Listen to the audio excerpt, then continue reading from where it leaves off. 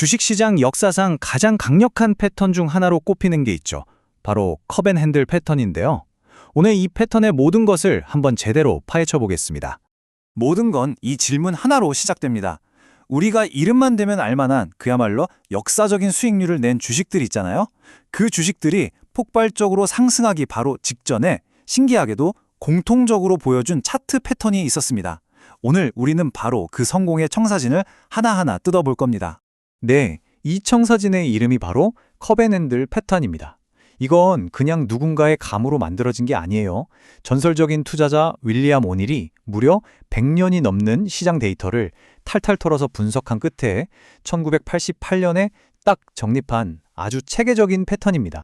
자, 여기서 가장 중요한 오해 하나를 먼저 바로 잡고 시작할게요. 이 패턴은요, 주가가 바닥을 치고 상승으로 뒤집어지는 그런 반전 신호가 절대 아닙니다. 오히려 정반대예요. 이미 아주 강력하게 상승하던 주식이 잠시 쉬어가는 말 그대로 건설적인 조정 구간에서 나타나는 겁니다. 바로 이 숨고르기 타이밍에 거대 기관 투자자들이 조용히 물량을 쓸어 담는 거죠. 진짜 컵앤핸들 패턴을 알아보려면 그 구조를 정확히 알아야 합니다. 마치 해부하듯이 말이죠. 이 패턴은 명확하게 구분되는 세 가지 필수 요소로 이루어져 있습니다. 이 중 하나라도 빠지면 안 돼요. 이 세 가지 요소는 반드시 이 순서대로 나타나야 합니다. 선행 추세가 먼저 나오고 그 다음에 컵이, 마지막으로 핸들이 만들어지는 거죠. 그리고 각 단계가 유효한지를 판단하는 아주 엄격한 기준들이 있습니다. 첫 번째, 이 선행 추세가 정말 결정적으로 중요합니다. 왜냐하면 이건 이 주식이 이미 시장의 주목을 받고 있고 강력한 상승 에너지를 가졌다는 명백한 증거거든요. 소위 말하는 큰 손들, 즉 기관 투자자들의 레이더에 이미 포착되었다는 신호인 셈이죠. 자, 이제 컵의 모양을 한번 볼까요? 이게 또 아주 흥미로운데요. 우리가 찾아야 할 모양은 완만한 곡선을 그리는 U자 형태입니다. 이게 왜 좋냐면요. 시간을 충분히 갖고 불안한 매물들을 소화하면서 단단한 바닥을 다졌다는 뜻이거든요. 반면에 급락했다가 급 반등하는 V자 모양은 매도 압력을 제대로 흡수하지 못했을 가능성이 커서 실패율이 훨씬 높습니다. 이 표에 나온 숫자들 그냥 대충 정해진 게 아닙니다. 전부 통계에 기반한 아주 핵심적인 기준들이에요. 예를 들어 컵의 깊이가 왜 12%에서 33% 사이여야 하냐면 너무 깊게 파이면 나중에 그 매물들을 다 뚫고 올라갈 에너지가 부족해지기 때문이죠. 그리고 핸들은 컵의 위쪽 절반에서 만들어져야 합니다. 그래야 매수세가 여전히 강하게 가격을 방어하고 있다는 증거가 되거든요. 이 숫자 하나하나가 다 시장의 힘을 재는 저울인 셈입니다. 지금까지는 패턴의 겉모습, 즉 뼈대를 살펴봤습니다. 하지만 모양만 보고 판단하면 이야기의 절반밖에 모르는 겁니다.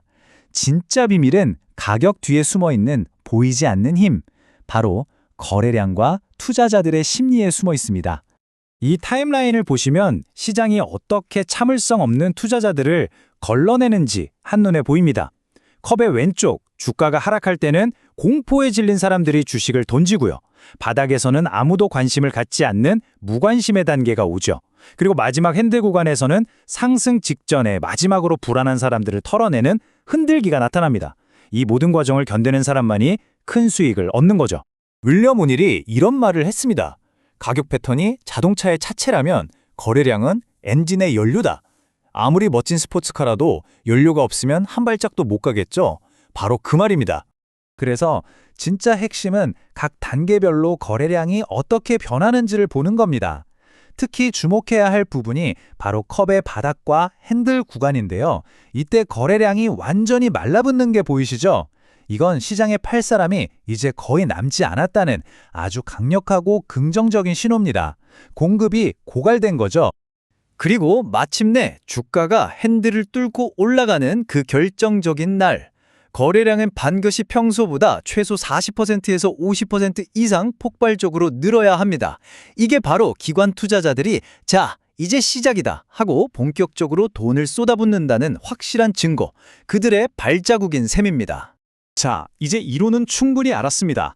하지만 패턴을 이해하는 것과 이걸로 실제로 돈을 버는 건 완전히 다른 문제죠.